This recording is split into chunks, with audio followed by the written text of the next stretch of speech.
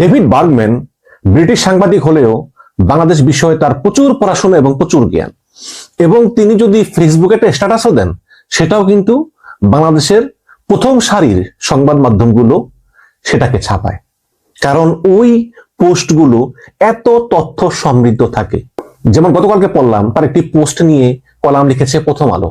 সেখানে লিখেছে যে চট্টগ্রামের ফজলে করিম চৌধুরী, ও যে আওয়ামী লীগের এমপি, হত্যা মামলায় জেলে রাখা হয়েছে কিন্তু তার বিরুদ্ধে কোনো অভিযোগ দায়ের করতে পারেনি। এবং ডেভিড বার্গম্যান বলেছিলেন যে নেত্র নিউজ প্রমাণ করে দিয়েছিল যে ওই হত্যাকাণ্ডগুলো পিছনে দায়ী ছিল চট্টগ্রামের সাবেক শিক্ষামন্ত্রী নওফেল।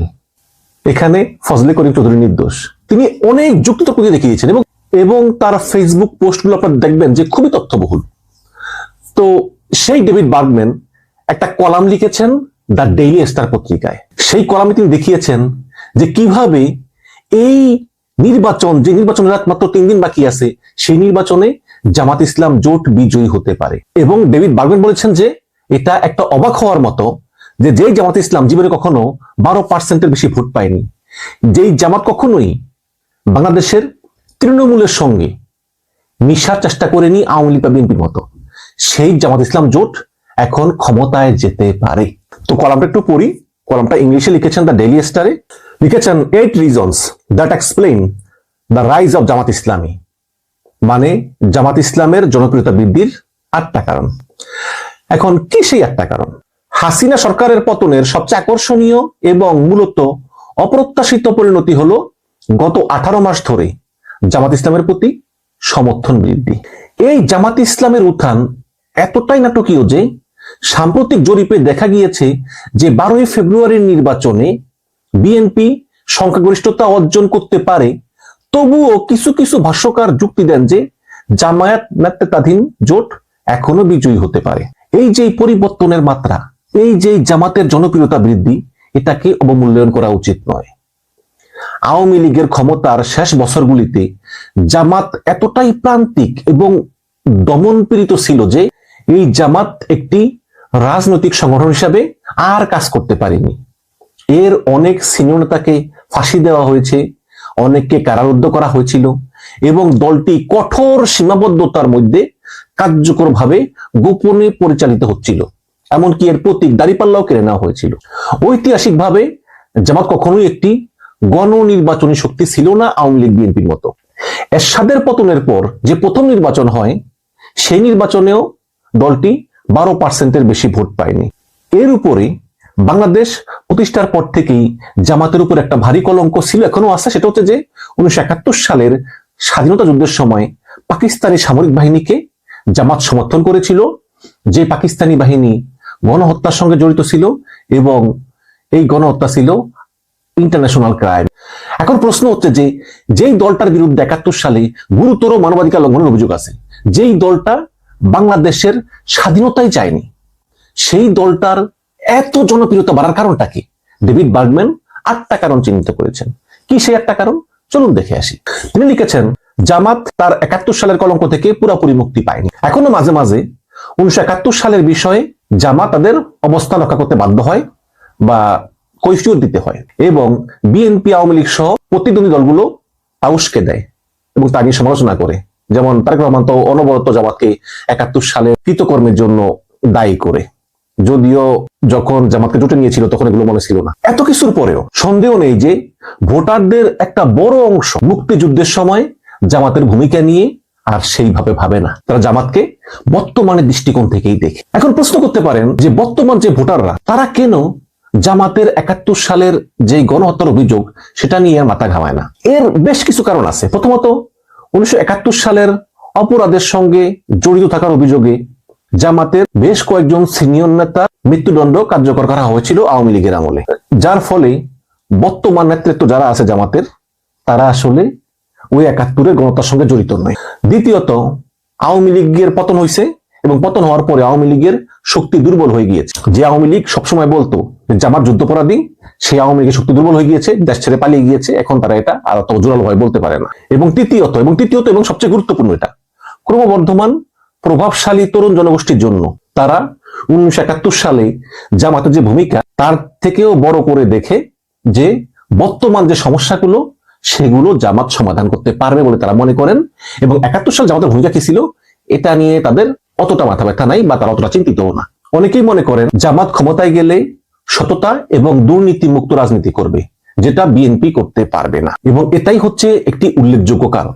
যখন হাসিনা সরকারের পতন ঘটে তখন অনেক বাংলাদেশী আশা করেছিলেন যে এটি স্থানীয় পর্যায়ে, আওয়ামী লীগের আমল যেমন স্থানীয় পর্যায়ে একটা চাঁদাবাজির সিন্ডিকেট, একটা চাঁদাবাজির সাপ্লাই চেইন, এগুলোর অবসান ঘটবে এবং এই যেই বাস স্ট্যান্ড দখল, টেম্পো স্ট্যান্ড দখল, দোকান থেকে চাঁদা, এগুলোর অবসান ঘটবে। পূর্বে আওয়ামী লীগ ক্যাডারদের দ্বারা নিয়ন্ত্রিত সকল চাঁদাবাজি নেটওয়ার্ক দ্রুত বিএনপির লোকজন দখল করে উচ্চ হারে চাঁদা তোলা শুরু করে। ফলে যারা মনে করেছিলেন যে হাসিনা পলায়নের পরে প্রকৃত পরিবর্তন ঘটবে, সেই সব ভোটারদের একাংশ বুঝে গিয়েছিলেন যে আসলে বিএনপি বাস্তবে আওয়ামী লীগের চেয়ে ভিন্ন কিছু না, একমাত্র জামাত ইসলামী এই পরিবর্তনটা উপহার দিতে পারবে। এই কারণে তারা জামাতকে সমর্থন করতেছেন। এবং তারা আরো মনে করেন যে জামাত আওয়ামী লীগ বিএনপির মতো প্রচলিত রাজনৈতিক দল থেকে আলাদা। তৃণমূল পর্যায়ে জামাতের বিরুদ্ধে কোনো দুর্নীতি বা চাঁদাবাজির অভিযোগ নাই। অনেক স্থানীয় বিএনপি কর্মী তারা বিএনপি করে এই কারণেই যে দলটি ক্ষমতা এলে তারা অবৈধভাবে চাঁদাবাজি, ভূমি দখল সহ বিভিন্ন অনৈতিক সুবিধা নিতে পারবে। এই কারণেই তারা বিএনপিকে সমর্থন করে। পক্ষান্তরে জামাতের কর্মীরা এই ধরনের কোনো সুযোগ তো নেয়ই না, বরং তারা আরো উল্টো দলকে টাকা দেয়, দল থেকে টাকা নেয় না। ফলে জামাত ক্ষমতা এলেও জামাতের কর্মীদের এই ধরনের দুর্নীতি বা চাঁদাবাজি এগুলো করার কোনো সম্ভাবনা নাই। তো এই যে পার্থক্যটা, এটাই ভোটারদের মনে জামাতের একটা শক্তিশালী অবস্থান তৈরি করে, যেটা ডেভিড বার্গম্যান বলতেছেন তার ডেইলি স্টারের কলামে। আরেকটি কারণ হচ্ছে কল্যাণমূলক রাজনীতি। আওয়ামী লীগের পতনের পরে শত শত পরিবার আত্মীয় স্বজন হারানোর শোকে কাতর ছিল। প্রায় 1500 মানুষ মারা গেছে জাতিসংঘের রিপোর্টে, এবং প্রায় 20,000-এর মতো আহত, এবং আরো হাজার হাজার গুরুতর আহতদের সেবা করেছিল জামাত। জামাত এই পরিবারগুলোকে চিহ্নিত করার জন্য যেখানে সম্ভব সরাসরি সহায়তা প্রদানের জন্য পদ্ধতিগতভাবে একটা সিস্টেম করেছিল এবং একত্রিত হয়েছিল। যে কজন মারা গেছে প্রত্যেকটি শোকাহত পরিবারকে কমপক্ষে 1 লক্ষ টাকা এবং আহতদের অনেককে আর্থিক সহায়তা বিভিন্ন মাত্রায় প্রদান করা হয়েছিল। এবং জামাত নেতারা প্রায় সময়ই হাসপাতালগুলো পরিদর্শন করতেন। যদিও কিছু কিছু ক্ষেত্রে বিএনপির রাজনীতিবিদরাও সাহায্যের প্রস্তাব দিয়েছিলেন, তবে বিএনপির চেষ্টা অতটা জামাতের মতো ব্যাপক ছিল না এবং অতটা সুন্দরভাবে সমন্বিত ছিল না। তো এই যে জুলাই যোদ্ধাদের এবং জুলাইতে নিহত পরিবারদের সুশৃঙ্খল ভাবে তারা যেভাবে জামাত ম্যানেজ করেছিলেন, এটা জামাতের ভাবমূর্তিকে আরো শক্তিশালী করেছে। এর ফলে এদের জনপ্রিয়তা ব্যাপক মাত্রায় বৃদ্ধি পেয়েছে বলে ডেভিড বার্গম্যান মনে করেন। তো এই ধরনের কল্যাণমূলক রাজনীতিগুলোই আসলে দীর্ঘদিন ধরে জামাতের কৌশলের ভিত্তিপ্রস্তর হয়ে দাঁড়িয়েছে। এটি মানুষের মনে উল্লেখযোগ্য একটি রাজনৈতিক সদিচ্ছা তৈরি করে চলেছে। পক্ষান্তরে আপনি দেখেন ওই যে বিএনপির আসলাম চৌধুরী, তিনি কয়েকদিন আগে বলছিল জুলাই যোদ্ধাদেরকে তোমাদেরকে আমি হেল্প করতে চাই, তো সবাইকে চেক দিল। জুলাই যোদ্ধারা ব্যাংকে গিয়ে দেখে চেক বাউন্স। আসলাম চৌধুরীকে বললো যে ভাই টাকা তো নাই। আসলাম চৌধুরী বললো যে আচ্ছা আমি টাকা জমা দিচ্ছি, তোমরা 1 সপ্তাহ পরে যাও। 1 সপ্তাহ পরে গিয়ে দেখো চেক বাউন্স। আসলাম চৌধুরী তো নিজেই ঋণ খেলাপি, সে টাকা দিতে করতে, তাই না? এই হচ্ছে বিএনপির অবস্থা। আরেকটি কারণ হচ্ছে সাংগঠনিক শৃঙ্খলা। জামাত তার সাংগঠনিক শক্তি দ্বারা কিন্তু অনেক বেনিফিটেড। আওয়ামী লীগের পতনের প্রায় পরপরই এই জামাত ইসলাম নির্বাচনের জন্য আন্তরিকভাবে প্রস্তুতি নেওয়া শুরু করে, এবং জামাতের যে সুশৃঙ্খল অভ্যন্তরীণ যে কাঠামো, এই কারণে জামাত আরো কার্যকরভাবে, বিএনপির চেয়ে কার্যকরভাবে তারা প্রচারণা শুরু করেছিল। বিশেষ করে স্থানীয় পর্যায়ে সেই হাসিনা পতনের পর থেকেই জামাতের নারী নেতৃত্ব, পুরুষ নেতৃত্ব মানুষের বাড়ি বাড়ি বাড়ি বাড়ি গিয়ে জনগণের সঙ্গে সম্পৃক্ত হওয়া শুরু করে, এবং জামাত ভোটারদের মুখামুখি সম্পৃক্ততায় ব্যাপক টাকা পয়সা খরচ করেছে, যার মধ্যে রয়েছে গ্রামে গঞ্জে ব্যাপকভাবে ঘরে ঘরে গিয়ে একজন একজন করে ধরে ধরে প্রচারণা। এটা এমন একটি পদ্ধতি যেটা চোখে দেখা যায় না, কিন্তু এটা ওই যে বড় বড় জামায়াত, তারপরে বড় বড় হুন্ডার বহর, বড় বড় জনসভা, এগুলোর চেয়েও অনেক বেশি শক্তিশালী। ডেভিড বার্গম্যান বলতেছেন জামাত ইসলাম নিজেদেরকে ইসলামী দল বললেও এটি একটি মধ্যপন্থী এবং নমনীয় অবস্থান উপস্থাপন করে। তারা বলতেছে যে না, আমরা ক্ষমতায় গেলে ইসলামী আইন করব না, প্রচলিত আইন তো থাকবেই, বরং আমরা দুর্নীতি মুক্ত করব, সৎ শাসন করব, এবং আমরা ইসলামী আইন করব না, আইন যেরকম আছে এরকমই থাকবে। এবং নারীরা তো ভালো থাকবেই, বরঞ্চ নারীদের জন্য আরো ভালো ভালো আইন করা হবে, যেমন কর্মঘণ্টা কম, তারপরে ম্যাটারনিটি লিভ ইত্যাদি ইত্যাদি করবে। তো এগুলাই জামাতকে আসলে চরম ডানপন্থী থেকে একটা মধ্যপন্থী দল হিসাবে উপস্থাপন করেছে, যে না আসলে জামাত কোনো কট্টরপন্থী দল না। এবং আপনি জানেন সাম্প্রতিক সময়ে মার্কিন যুক্তরাষ্ট্র এবং ইউরোপিয়ান ইউনিয়ন তারাও কিন্তু এই জামাতকে সমর্থন করতেছে। এই জামাতের বর্তমান কৌশল হচ্ছে যে ধর্মীয় এজেন্ডা এটাকে বাইরে রেখে বরঞ্চ ক্ষমতা আসলে রাষ্ট্রীয় সংস্কার, বিশেষ করে দুর্নীতির বিরুদ্ধে অভিযান, প্রাতিষ্ঠানিক জবাবদিহিতা এবং শাসন ব্যবস্থার উন্নতির উপরই জামাত ইসলাম জোর দিয়েছে। ধর্মীয় কোন এজেন্ডা জামাত বাস্তবায়ন করবে না। এটাও অনেক প্রগতিশীল মানুষের মনের ভিতরে জামাতের পক্ষে অবস্থান তৈরি করেছে এবং তারা জামাতকে ভোট দিবেন বলেই ধারণা করা হচ্ছে। উদাহরণস্বরূপ বলা যায় যে গত জানুয়ারিতে শফিকুর রহমানটি বক্তব্য দিয়েছিলেন, সেখানে তিনি ধর্ম নিয়ে কোনো কথাই বলেননি। তিনি বলেছিলেন যে জামাত ইসলাম হচ্ছে মূল ধারার মুসলিম গণতন্ত্রীদের প্রতিনিধিত্বকারী, যারা ধর্মতাত্ত্বিক উচ্চাকাঙ্ক্ষার পরিবর্তে গণতান্ত্রিক বৈধতার উপর জোর দেয়। তো সেই ভাষণের সময় অনেক বিদেশি কূটনীতিকরাও ছিল, তাদের মাথায়ও কিন্তু ঢুকছে যে জামাত কি বলতেছে, কি করতেছে এবং জামাত কিভাবে নিজেদেরকে উপস্থাপন করতেছে। কূটনীতিকরা কিন্তু চোখ রাখতেছিলেন। সেখানে আমেরিকার কূটনীতিক ছিল, ইউরোপের কূটনীতিক ছিল। অনেকেই বলতে পারেন ভাই জামাত এগুলো মুখেই বলে, কিন্তু ক্ষমতায় গেলে এটা করবে না, বলতে পারেন। হয়তো অনেক কূটনীতিকরাও তাই মনে করতে পারে। বাট এতে কোনো সন্দেহ নাই যে জামাতে ইসলামের আমিরের এই বক্তব্য গ্রামে এবং শহরে যে তরুণ, এই তরুণদের মধ্যে জামাতের জনপ্রিয়তা সেটা আরো প্রসারিত করেছে। বিশেষ করে শহরের যেই আলট্রা মডার্ন তরুণরা আছে, তারা জামাতকে ভোট দেওয়ার এটাই কারণ যে জামাত ক্ষমতায় আসলে তারা জোর করে ধর্ম চাপিয়ে দিবে না, কিন্তু দুর্নীতি, চাঁদাবাজি মুক্ত বাংলাদেশ গড়ে তুলবে। এবং আরেকটি কারণ হচ্ছে যে আওয়ামী লীগ নির্বাচনে অংশ নিচ্ছে না। অন্তর্বর্তীকালীন সরকার এবং নির্বাচন কমিশন কর্তৃক আওয়ামী লীগকে নির্বাচনে অংশগ্রহণ থেকে নিষিদ্ধ করার সিদ্ধান্ত জামাতের জন্য ভালো হয়েছে। ঐতিহাসিকভাবে যখন আওয়ামী লীগ ব্যালটে থাকে, তখন জামাত হয় স্বাধীনভাবে প্রতিদ্বন্দ্বিতা করে অথবা বিএনপির সঙ্গে জোট গঠন করে, যেটা আমরা দেখেছি। তাহলে আগে যখন জামাত স্বাধীনভাবে ভোটে দাঁড়াতো, তখন আওয়ামী লীগ বিরোধী বেশিরভাগ ভোটই বিএনপিতে গিয়ে করতো। আর যদি জামাত বিএনপির সঙ্গে জোট করতো, তাহলে বিএনপি ওই 30টা 40টা আসন ছাড়তো, এর বেশি ছাড়তো না। ওই জামাতকে জোট সঙ্গী হিসাবে 30টা 40টা এরকম আসন দিত। তবে এখন যেহেতু আওয়ামী লীগ নাই, কাজে এখন ঘটনা পুরো পাল্টে গেছে। যারা আগে আওয়ামী লীগের জয় ঠেকাতে বিএনপিকে ভোট দিত, তারা এখন জামাতকে ভোট দেওয়ার ক্ষেত্রে আরো চিন্তা ভাবনা করতে পারে যে হ্যাঁ, যারা আমরা আওয়ামী লীগ বিরোধী, তারা কি আসলে বিএনপিতে ভোট দিব? বিএনপি কি আমাদের মন যা চায় তা করবে? এবং সবচেয়ে বড় প্রশ্ন হচ্ছে যে যারা আওয়ামী লীগ বিরোধী আগে বিএনপিকে ভোট দিত, তারা এখন চিন্তা করতেছে যে যদি আমরা বিএনপিকে ভোট দেই, তাহলে কি বিএনপি ক্ষমতায় গেলে আবার আওয়ামী লীগকে ফিরিয়ে এনে পুনর্বাসন করবে? এটাও কিন্তু হচ্ছে চিন্তা। অনেকেই মনে করতেছেন যে বিএনপি ক্ষমতায় গেলে তারা আওয়ামী লীগকে ফিরিয়ে আনতে পারে। অলরেডি গত পরশুদিন বার্তা সংস্থা রয়টার্সকে তারেক রহমান বলেছেন যে শেখ হাসিনা ছেলেমেয়েরা ইচ্ছা করলে রাজনীতি করতে পারবে।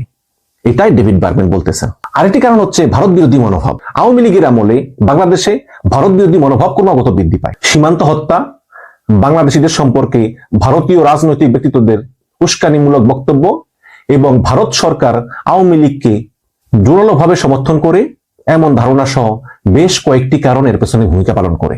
2024 সালে যখন আওয়ামী সরকারের পতন ঘটে এবং শেখ হাসিনা ভারতে পালিয়ে যান, তখন ভারতীয় আধিপত্যের প্রতি জনগণের ক্ষোভ তীব্র হয় এবং অনেক মানুষ প্রকাশ্যে ভারতের বিরুদ্ধে মতামত প্রকাশ করতে সক্ষম হন হাসিনা পালিয়ে যাওয়ার পরে। এই প্রেক্ষাপটে কিছু ভোটার জামাতকে ভারতের প্রভাব প্রতিরোধে বিএনপির তুলনায় আরো বিশ্বাসযোগ্য শক্তি হিসাবে দেখতে শুরু করেন। অনেক ভোটার মনে করেন যে বাংলাদেশে ভারতীয় আধিপত্যবাদ দূর করতে হলে জামাতকেই ক্ষমতায় আনা দরকার, জামাতকেই ভোট দেওয়া দরকার। কারণ তারা মনে করে যে বিএনপি ক্ষমতা এলে তারা জামাতের মতো ভারতীয় আধিপত্যবাদের বিরুদ্ধে ভূমিকা রাখতে পারবে না, তারা ভারতের কাছে হাসিনার মতোই বিক্রি হয়ে যাবে। বাংলাদেশে ভারতীয় প্রভাব নিয়ে যারা চিন্তিত, যারা ক্ষুব্ধ, তারা বিএনপির চাইতে জামাতকেই ভোট দেওয়া অধিকতর শ্রেয় মনে করেন এবং তারা পরিবর্তনের দল হিসাবে জামাতকে ভোট দিতে চান। এবং এই আওয়ামী লীগের পতনের পর পরিবর্তনের জন্য, সংস্কারের জন্য জনগণের মধ্যে ব্যাপক আকাঙ্ক্ষা দেখা দেয়। যেমন স্বৈরতন্ত্র থেকে পরিবর্তন, প্রতিষ্ঠিত দুর্নীতি এবং ক্লান্ত পুরাতন বস্তা পচা রাজনীতির যে পরিবর্তন মানুষ চান, এবং সেই মানুষগুলি বিএনপি এবং জামাতের ভিতরে তুলনামূলক একটা পার্থক্য করেন যে কাকে ভোট দিলে আসলে আমরা পরিবর্তন পাবো। তখনই মানুষগুলো চিন্তা করে যে না, আসলে বিএনপির কার্যকলাপ পরিবর্তনের অনুকূলে না, আমরা জামাতকেই ভোট দিব। এটাও হচ্ছে আরেকটি কারণ বলে ডেভিড বার্গম্যান মনে করেন। এবং জামাতকে এমন একটি দল হিসেবে ভাবা হয় যে এই দলটা আসলে রাজনৈতিক ব্যবস্থায় যে আধিপত্য বিস্তার করে যে দুর্নীতি নেটওয়ার্ক গড়ে তোলে, একটা দুর্নীতি একটা চেইন কমান্ড, যে ভূমি লুট, ব্যাংক লুট, প্রকল্প লুট, আসলে মানে এদের কোনো নেতাই কিন্তু দুর্নীতির সঙ্গে জড়িত না। এবং এর নেতৃত্ব কোনো রাজনৈতিক বংশ থেকে আসে না, যেমন আওয়ামী লীগের মুজিব ফ্যামিলি, বিএনপির জিয়া ফ্যামিলি, বরং এটি পর্যায়ক্রমে একজনের পর একজন করে এর প্রধান হয়। এবং যে ইন্টার পার্টি ডেমোক্রেসি, আভ্যন্তরীণ দলীয় গণতন্ত্র, এটা কিন্তু জামাতের খুব শক্তিশালী। এবং আওয়ামী লীগের গত 15 বছর এবং বিএনপির 2001 থেকে 2005 পর্যন্ত জনগণ যে দুর্নীতি দেখেছে, জামাতের কিন্তু সে রেকর্ড নেই, কারণ জামাত কখনো এককভাবে ক্ষমতায় যায়নি। তো অতীতের এইসব ভূমিকাগুলো জামাতের পক্ষে ভোটারদের আকৃষ্ট করার আরেকটি কারণ। তাছাড়া এই যে ইউনূস সরকার কর্তৃক যে জুলাই জাতীয় সনদ এবং সংস্কার প্রস্তাব, জামাত ইসলাম এগুলোর পক্ষে অবস্থান নিয়েছে, যেখানে বিএনপি অনেকগুলো সংস্কারের সঙ্গে একমত নয়, সেখানে জামাত একদম পুরো সংস্কার প্রক্রিয়ার সঙ্গে শতভাগ একমত পোষণ করেছে। এবং আরেকটি বড় কারণ হচ্ছে জাতীয় নাগরিক পার্টি এনসিপি। এই এনসিপি বড় দল না, এটা তরুণদের দল, বাট তরুণদের একটা বড় অংশ কিন্তু তারা এনসিপি কে ভালোবাসে, সমর্থন করে। এবং সেই এনসিপির সঙ্গে জামাত জোট করাতে মূলত জামাত আরো শক্তিশালী হয়েছে। এবং তরুণদের মনে জামাতের যে আবেদন, জামাতের যে প্রস্তাবনা, জামাতের যে ভাবমূর্তি, জামাতের যে জনপ্রিয়তা, সেটা আরো সুসংহত হয়েছে। তরুণরা মনে করে যে এবার জামাত জোটকেই ভোট দিতে হবে। তো এই একটা কারণ ডেভিড বার্গম্যান চিহ্নিত করেছেন। এবং ডেভিড বার্গম্যান বলতেছেন যে জামাত ইসলাম জোট বিজয়ী হলেও হতে পারে, এটা এখন আর অস্বাভাবিক কিছু নয়। দর্শক, ডেভিড বার্গম্যান যে কারণগুলো দেখালো, আপনারা সেই কারণের সঙ্গে আসলে একমত কিনা আপনারা কমেন্টে জানাবেন। আর 3 দিন পর যে নির্বাচন, সেই নির্বাচনে হাড্ডাহাড্ডি লড়াই হবে। সেই লড়াইয়ে কে জিতে আমি জানি না, তবে যাতে নির্বাচনটা সুষ্ঠু হয় এটাই প্রত্যাশা। আপনাদের মনে আছে যে কিছুদিন আগে ডক্টর মোহাম্মদ ইউনূস বলেছিলেন যে তরুণরা রাজনৈতিক দল গঠন করেছে, তারা নির্বাচন করছে, তাদের মধ্যে কেউ কেউ এমপি হবেন, মন্ত্রীও হবেন। তিনি বলেছিলেন, মনে আছে আপনাদের? কবে? আমি আপনাদেরকে তারিখটাও বলি, এটা হচ্ছে 14ই জানুয়ারি, তার মানে গত মাসে, বেশি দিন আগের কথাও না। আজকে নির্বাচনের 4 দিন আগে শফিকুর রহমান ঢাকার বাড্ডায় জনসভায় বললেন যে ক্ষমতায় আসলে, তার জোট বা দল ক্ষমতায় আসলে নাহিদ ইসলাম মন্ত্রী হবে। তাহলে ওই ডক্টর মোহাম্মদ ইউনূসের কথা আর শফিকুর রহমানের কথা দেখেন, এক হয়ে যায়। এইরকম একটা যোগসূত্র অনেকে স্থাপন করবে এবং করাটাই স্বাভাবিক। যেমন ডক্টর মোহাম্মদ ইউনূসেরও উচিত হয়নি যে তরুণদেরকে ওই রাজনীতি, মন্ত্রী, এমপি ওইদিকে ঠেলে দেয়া। শফিকুর রহমানেরও আজকে উচিত হয়নি এই কথা ঘোষণা করা। তাহলে মনে হবে ওই যে মেটিকুলাস ডিজাইন নাকি আরো কি কি টার্ম সব বলে, ওটা মিলে যাবে যে কি, তাহলে কি কলা কৌশল হবে, ডিজাইন হবে। কারণ সবার কিন্তু এখন ওই ইলেকশন ইঞ্জিনিয়ারিং এর দিকে মানে বক্তব্য, যে কোথাও মনে হয় তলে তলে কিছু হচ্ছে, গোপনে গোপনে কিছু হচ্ছে। এবং সেখানে যদি শফিকুর রহমানের এই বক্তব্যটা যখন প্রকাশ্যে আসলো, তার সাথে যখন নাকি ডক্টর মোহাম্মদ ইউনূসের কথাটা অনেকে মেলানোর চেষ্টা করবে, তখন মনে হবে যে নিশ্চয়ই ডাল মে কুছ কালা হায়। তাহলে তো সবকিছুই রেডি, মানুষকে সেভাবেই রেডি করা হচ্ছে। এছাড়াও এই বক্তব্যের মধ্য দিয়ে নির্বাচনটা প্রভাবিত হতে পারে। মানুষ যখন মনে করবে যে আচ্ছা, ও নাহিদ ইসলাম মন্ত্রী হবে, আমাদের এলাকায় মন্ত্রী হবে, তাহলে তাকে আমরা ভোট দিই। বিএনপি কি বলবে যে তার যে প্রতিদ্বন্দ্বী কাইয়ুম, এম এ কাইয়ুম, তিনি মন্ত্রী হবেন? তা তো বলবেন না। তাহলে এলাকার মানুষ কোনটা চিন্তা করবে? মন্ত্রী ভালো। সেখানে একটা প্রশ্নটা আসবে। আবার অন্যদিকে বলবে যে ও আচ্ছা, তাহলে তো ওই যে ডক্টর মোহাম্মদ ইউনূস যেটা বলছিল, তাহলে সেটাই হচ্ছে। তার মানে এই সরকারের সাথে জামাতের তাহলে একটা যোগসূত্র আছে। একটা বিভ্রান্তি তৈরি হবে, এক ধরনের যোগসূত্র খুঁজে পেয়ে এটা ষড়যন্ত্র তত্ত্ব হিসেবে সামনে চলে আসার সম্ভাবনা আছে। সম্ভাবনা বলবো না, এটা আমি বলবো যে আশঙ্কা আছে। এটা কেন বলা হলো? কেনই বা ডক্টর মোহাম্মদ ইউনূস বললেন যে তরুণদের কেউ কেউ মন্ত্রী হবেন? কেন বললেন? আর শফিকুর রহমানও বা কেন ঘোষণা দিলেন? ওই শফিকুর রহমান তো হাসনাত আব্দুল্লাহর কথা বললেন না, যে সেখানে হবেন। সার্জিস আলমের কথা বললেন না, নাহিদ ইসলামের কথা কেন বললেন? তাহলে এখানেও দেখেন একটা পক্ষপাতিত্ব। এনসিপির সবাই জিতবেন না, কেউ কেউ জিতবেন এবং নাকি তাদেরকে জিতায় আনা হবে, এমন একটা ধারণা করা যায়।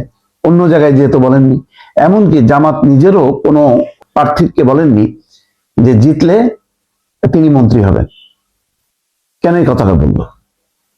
এটা নিয়ে কিন্তু একটা রাজনৈতিক অঙ্গনে একটা পানি ঘোলা হইতে পারে, এবং পানি ঘোলা হওয়ার মতন কিছু উপাদান শফিকুর রহমান যেমন দিলেন, ডক্টর মোহাম্মদ ইউনূস আগেই দিয়েছেন, তার সাথে এটা মিলেমিশে একটা মানুষের মধ্যে যে শঙ্কা ইলেকশন ইঞ্জিনিয়ারিং এর ব্যাপারে, সেটা কিন্তু প্রবল হবে।